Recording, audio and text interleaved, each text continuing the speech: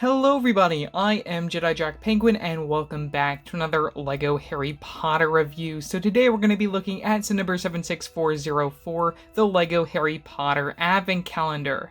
This set includes 334 pieces retailing for $44.99. That's a $5 price increase when it released September 1st of 2022. Now unfortunately, unlike years past, I was not able to get this in the month of August, so this review is a tiny bit later than I have typically done them in the past, but no matter. Starting off by taking a look at the box art, you get your logos from the top, little advent calendar down there, 24 different builds, 24 days to lead up to Christmas. There is also a game included within this advent calendar, just like the one that we got last year. Get your regular stuff off the side, and a very interesting look to the front of the box. It is just a little weird and funky, but whatever.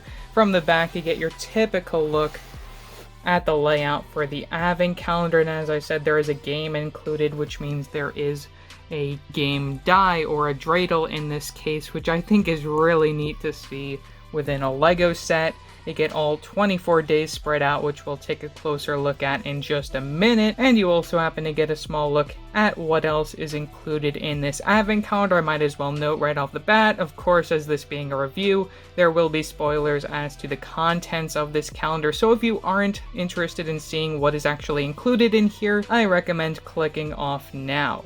So cutting the tape from the top and the side, we can lift down this flap, which reveals our platform where we can place all the objects that we get within this advent calendar. Now, another thing you might note when it comes to all 24 days is the fact that they are color-coded and labeled based off what film the build is based on. Like, for instance, right up here we have Goblet of Fire, Chamber of Secrets, Half-Blood Prince with the Potions book, Order of the Phoenix with the Phoenix, Deathly Hallows Part 1 with the Deathly Hallows symbol. I might also add that LEGO did a much better job representing Dumbledore's office here than what they did for the actual set.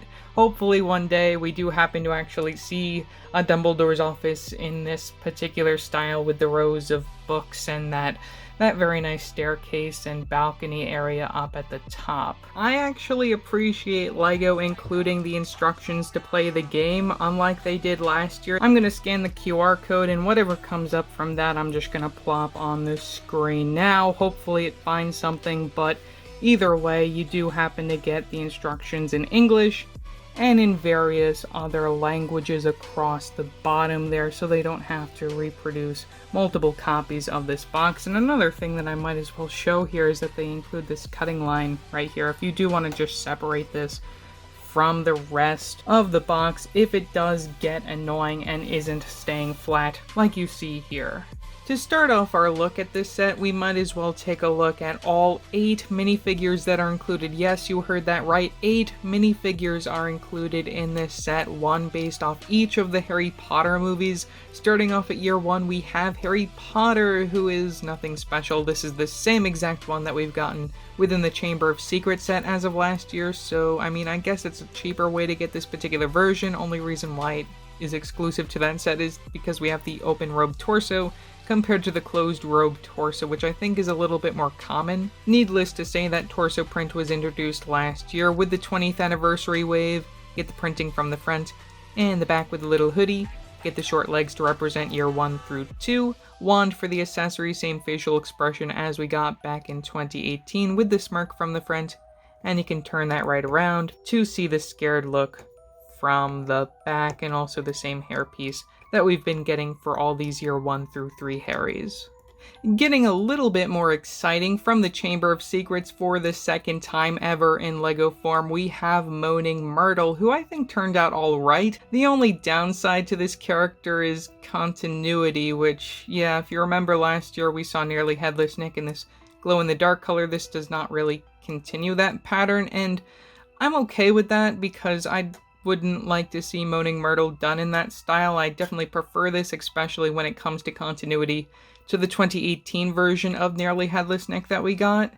Though when it comes to comparing this character to the one that we got in the CMF series back in 2020, you can see that we have a similar facial expression there, just a different color scheme overall and same hairpiece, different color here with this brand new recolor for the Dorothy hairpiece. I just gotta put it out there, when it comes to LEGO making ghosts in future, please, please, please, designers, if you're watching this video, keep a style of continuity, whether it be this light gray, dark gray, black, white color scheme that we see here, or maybe something blue, which I guess works. If you look at this picture of Myrtle, she looks a lot more blue in the bathroom situation compared to Nearly Headless Nick, who you see all the time in the Great Hall. There's a lot more light, so I get them using the white, light gray color scheme for his character back in 2018, though at the end of the day, that's really my only complaint with this character, other than the fact that we don't get leg printing, which I guess really isn't necessary at the end of the day. I like that they use the mid-sized legs, which fits her character well, get the printing from the front, which I'll remove her hairpiece, so you can take a better look at that. You have that older style of the Hogwarts school robes, which continues from the back there. I also really like all the lines to represent the roughness of the robes, and you also happen to get a double-sided facial expression. The first one, as I said, we saw back on the 2020 version, though we get it recolored. And as for the other one, we have a bit of a surprise when it comes to Myrtle actually smiling and looking happy, which I actually really like that they included this as the alternate facial expression. It's a lot better than just having the sad and unhappy look. And we get the same hairpiece that we saw back in 2020, but we get it in that new color of the black, which I can see people using outside the situation if they get this particular set. LEGO makes the odd decision of including this casual style Sirius to represent year 3. I would have preferred them just including a repeat, even though it is nice to see an exclusive torso print. I'm not exactly sure where this comes from. As for his accessory, we have an accessory that would much better fit one of the prison robe Siriuses, that being his Azkaban prison sentence on this 1x2 tile piece. We saw this printed once before when it came to Bellatrix Lestrange within the CMF series, so it's nice to see an exclusive one for Sirius, though yet again I do have to mention that it would better fit one of the prison-robed Sirius minifigures that we got in the past. Back to the overall design, as I said, we get an exclusive torso print, which I have no idea where this came from, but I guess it's nice to see included since it is kind of like a festive torso for Christmas time. Whatever, it's fine. Get the same exact facial expression that we saw introduced earlier on in the summer, where you get the happy face from the front, and you can turn that right around to see something that much better fits Prisoner of Azkaban, with a yelling, angry face, and you get the same hairpiece that was introduced back in 2019 for his character. Do you remember that scene from Harry Potter and the Goblet of Fire where Voldemort sticks his tongue out and touches Harry's forehead? Well, yeah, this is what this is supposed to represent. I mean, I'm not complaining. Really nice to get a brand new facial expression for Voldemort, even get a brand new torso print, front and back with the green lines to better define him. No printing on the skirt piece, which is fine, and you get the white wand, which we've seen for other Voldemort minifigures in the past. Probably my favorite character included in this set has to be Tonks, representing Year 5 Harry Potter and the Order of the Phoenix. Now, unlike the one that we got within the Grimmauld playset this year, we don't get any leg printing, which is, I guess it's fine. You can just order another pair of the legs that we got on the other character, because this is technically the same exact outfit.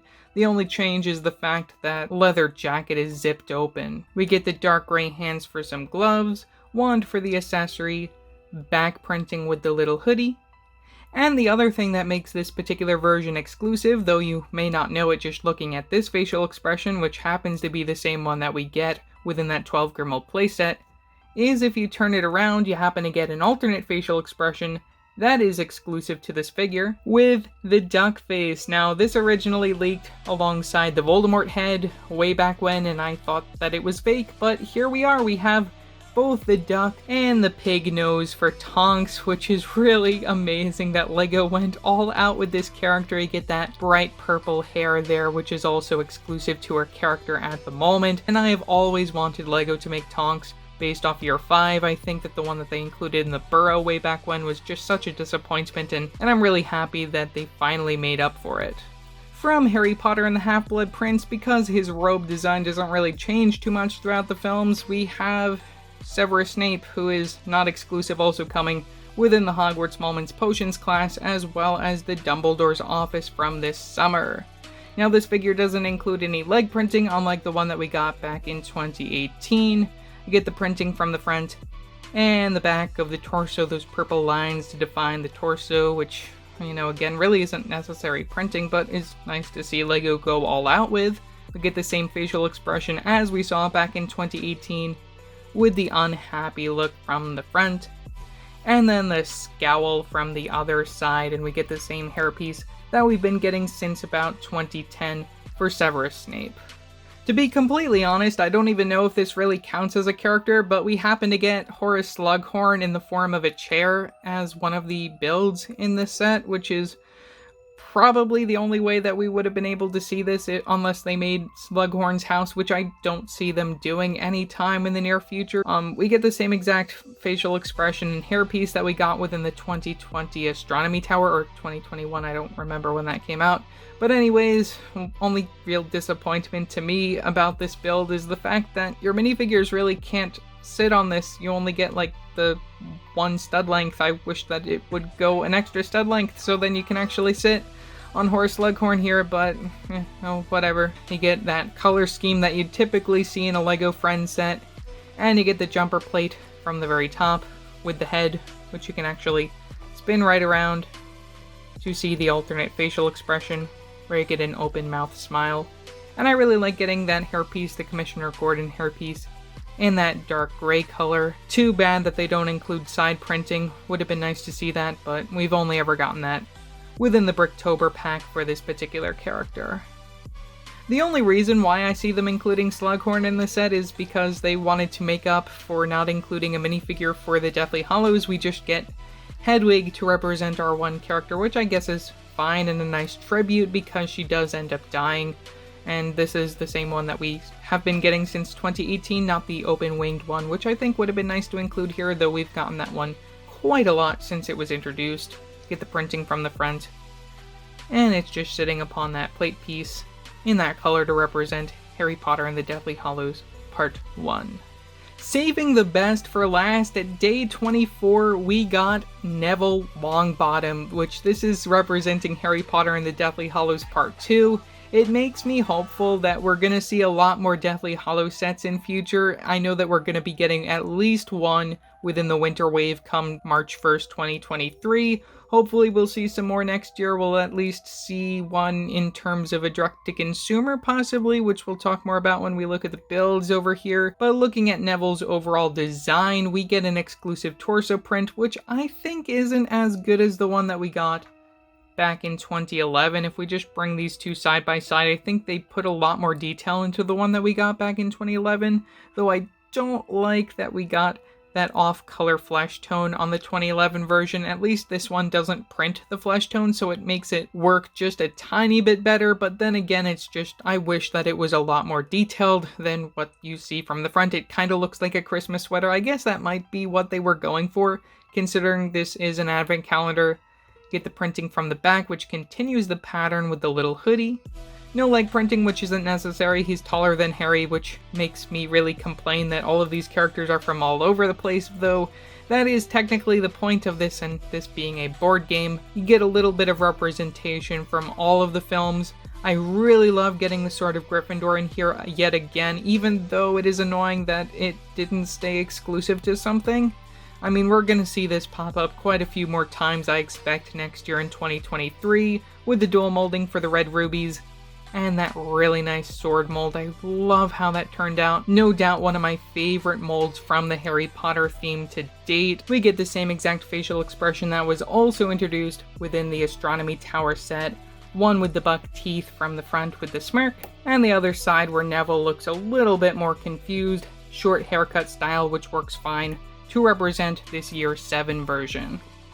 Apparently the objective of this 2-player game is to collect a set of 8 pieces on your side, one from each of the Harry Potter films, The decider of what you can grab from this center is determined by this dreidel, which includes an exclusive print on this box piece. If you don't believe me that this is a box piece, let's lift that up. There you go. You get a little storage area, which is really interesting to see them use that. I guess it's because they didn't want to use a 2x2 brick. I'm not exactly sure why they didn't use that. Maybe it's because they can only print on all sides of the box piece and can't print on all sides of a 2x2 brick. I'm not 100% sure, but you get a bunch of different prints. You get this one with the dark mark where you can steal a build from your opponent.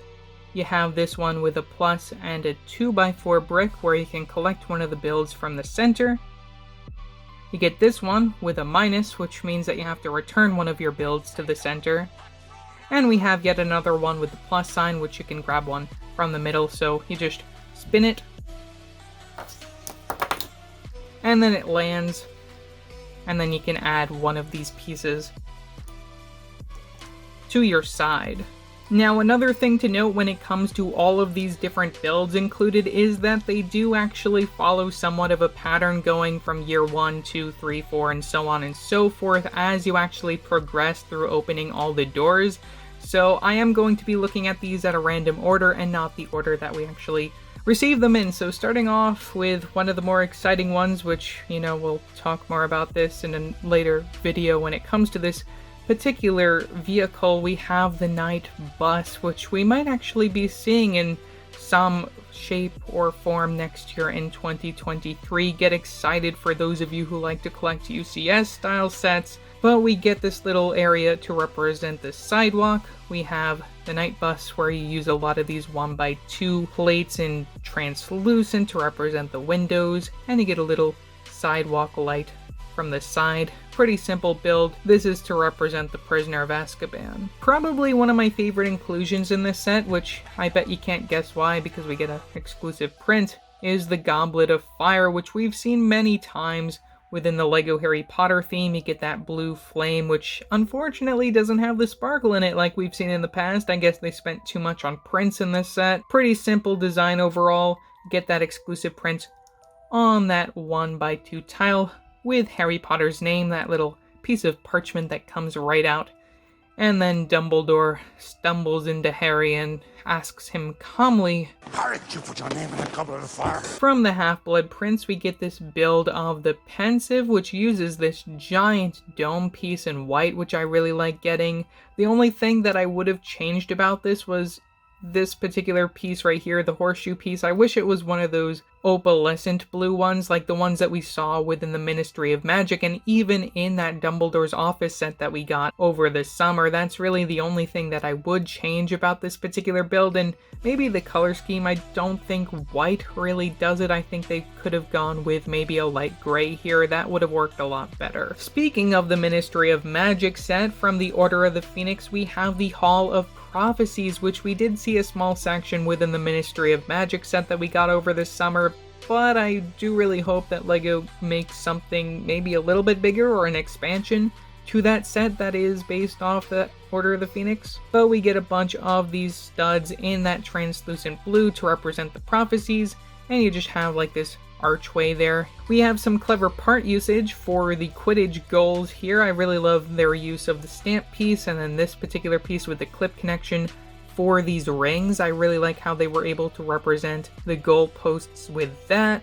We have both Gryffindor and Slytherin represented from the back there with their colors respectively. This is from the Philosopher's Stone. From the Chamber of Secrets, we have none other than the entrance to the Chamber of Secrets. I really love them using that different type of clip piece as the nose of Salazar Slytherin. You get those open studs to represent the eyes, and then you have the little stud hole right there with the snake piece that was introduced in Ninjago. For the Basilisk, I really like how they used that. You can see the Technic connections from the back. And I also like getting these slope pieces in this set in light gray. Those are pretty nice to get. Never represented before in LEGO form, from Harry Potter and the Deathly Hallows Part 1, we have Hagrid's motorbike. This is something that I think they've been working on for quite some time, so no doubt we'll end up seeing it eventually. We have some building on the side with this sidecar. which has a little flame coming out of it. We have a translucent stud to represent the light from the front, but what probably confuses me most when it comes to this build is the inclusion of these dark blue 1x2 cheese slopes. Is this supposed to represent water, as if they are about to arrive at the burrow, which is our other build for the first Deathly Hallows film? I am kind of confused as to why they chose this and didn't make it maybe like light gray or dark gray to represent like maybe a street that they're flying down or something. I don't know. I think that's really the only thing that I would change about this. Otherwise, it is a pretty simple build and not one that I'm particularly liking from this particular selection.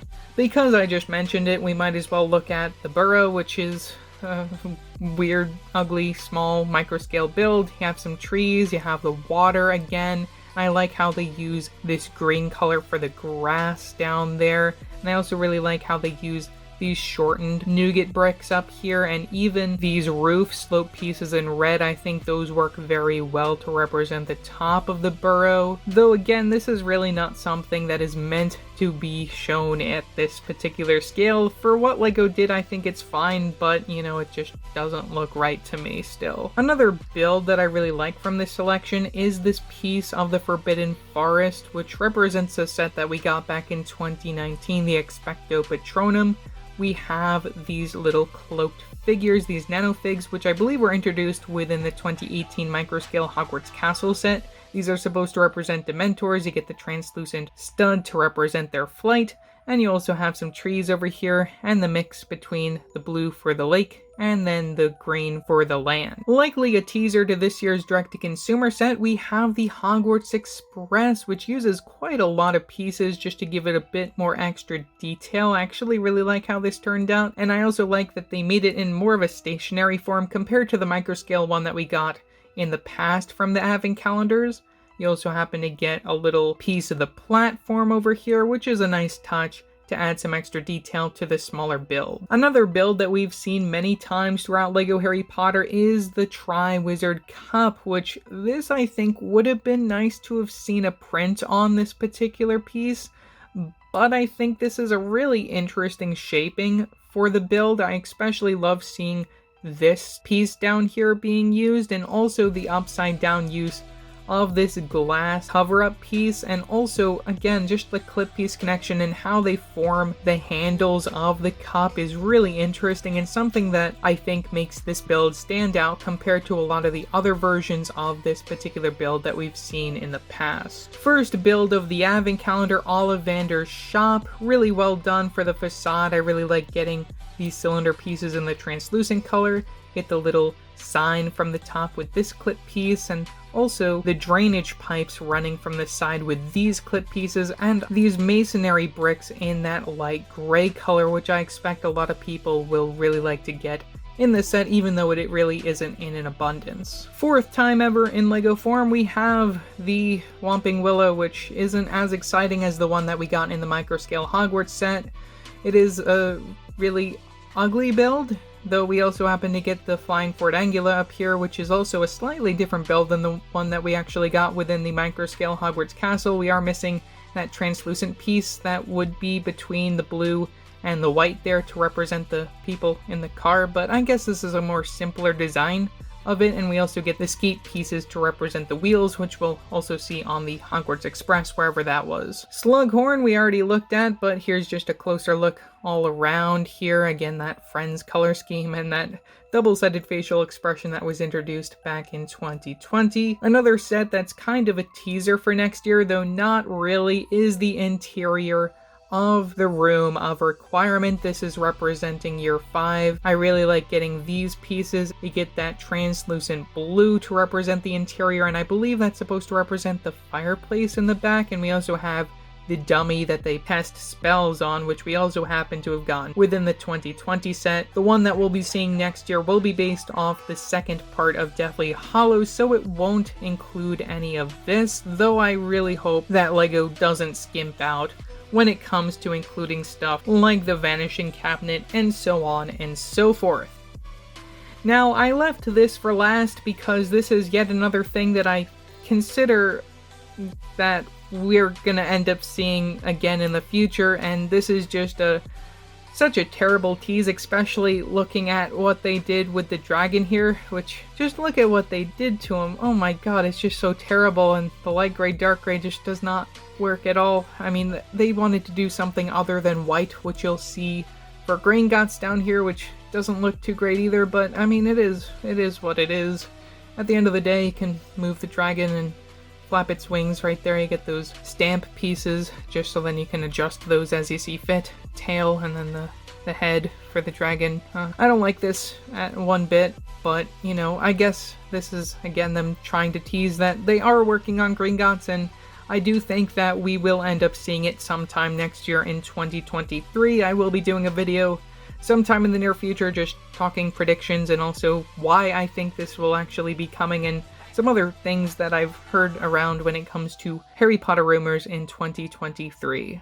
So overall, for $45, is this set worth it? I mean, compared to all the other licensed advent calendars for this year, I actually think this is a great value for the minifigures alone. You get 7 brand new and exclusive minifigures, 8 if you count Horace Slughorn as a chair. Most of these figures feature brand new and exclusive prints, with the exception of Harry and Snape, who we have gotten before. I really love getting the duck face for Tonks, and getting a Year 7 Neville is really amazing, even though I don't really care for the torso print as much as the one that we got back in 2011. Additionally, when it comes to the builds in here, we do get mostly micro builds. A lot of these aren't really useful outside of just playing the game that is included with this advent calendar. But as far as value goes, I think you get quite a lot with the minifigure selection, and if you don't care for these micro builds, there are a lot of nice pieces in these builds that you can use outside the situation. So yeah, that's pretty much all that I have to say for this video. Leave your thoughts down in the comment section below, what your thoughts are on this set. Also remember to like and subscribe and hit that bell icon so you don't forget to upload a new video. So yeah, that's it for now, and I will see you next time. Bye!